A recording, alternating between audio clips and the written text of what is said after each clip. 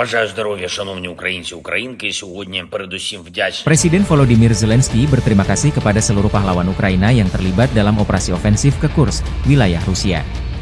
Presiden Zelensky mengatakan operasi Kursk memberikan salah satu kontribusi paling signifikan bagi dana pertukaran Ukraina, membantu pembebasan warga Ukraina dari tahanan.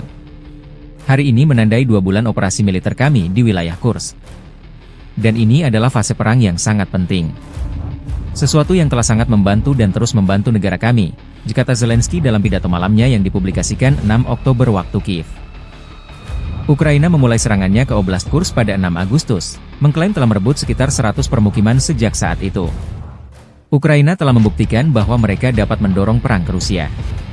Dan dengan dukungan yang cukup dari mitra kami akan dapat menekan Rusia dengan cara yang diperlukan agar Rusia menyadari bahwa perang tidak akan menguntungkan mereka, kata Zelensky. Serangan tersebut melibatkan sekitar 15.000 tentara Ukraina yang menduduki sekitar 1.200 km persegi wilayah Rusia di wilayah Kursk. Pasukan Ukraina juga menangkap ratusan tentara Rusia. Serangan ini merupakan serangan terbesar ke wilayah Rusia sejak Perang Dunia Kedua. Kami akan terus memberikan tekanan yang lebih besar kepada Rusia, karena hanya melalui kekuatan kita dapat membawa perdamaian lebih dekat, kata Zelensky. Wilayah Kursk terletak di perbatasan dengan Oblast Sumy di Ukraina, yang telah mengalami serangan setiap hari sejak pasukan Rusia diusir dari oblast tersebut dan kembali melintasi perbatasan pada bulan April 2022. Oblast Sumy dan wilayah Kursk berbagi perbatasan sepanjang 245 km, 152 mil.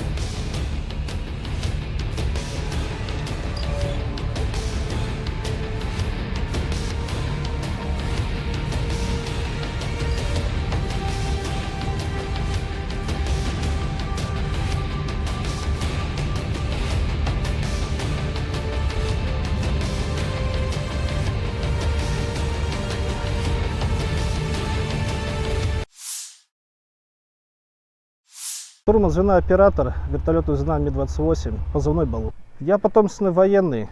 Вот. У меня отец штурман, дедушка тоже, он был инженерно-техническим составом, как бы еще во Вторую мировую войну. Вот. Ну и как бы у меня не было другого желания поступать в другие заведения, кроме как военные.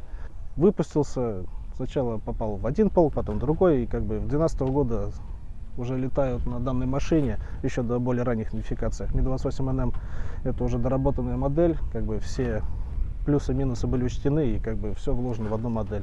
Очень хороший вертолет, всем нравится, кто на нем летает. Сегодня поступила задача об уничтожении пункта управления связи противника, также пункта пуска беспилотной авиации. Была поставлена задача на КП, изучил весь район полета, по месту и времени вывел вертолет, начало пуска. Все штатно, без суеты. Произвели пуск, в полете ракеты опознал цель, навелся, и цель благополучно была уничтожена. Изделие 305, она же Х-39, ракета новая. Ее достоинство в том, что она опускается на удаление 15 километров, что позволяет не подходить в зону поражения ПВО противника. Также ее характерная особенность, ты можешь управлять ей в полете, непосредственно с кабины. Вот. Этим занимается как раз штурман, в это время командир ведет сам пилотаж. Семья, ну, естественно, переживает.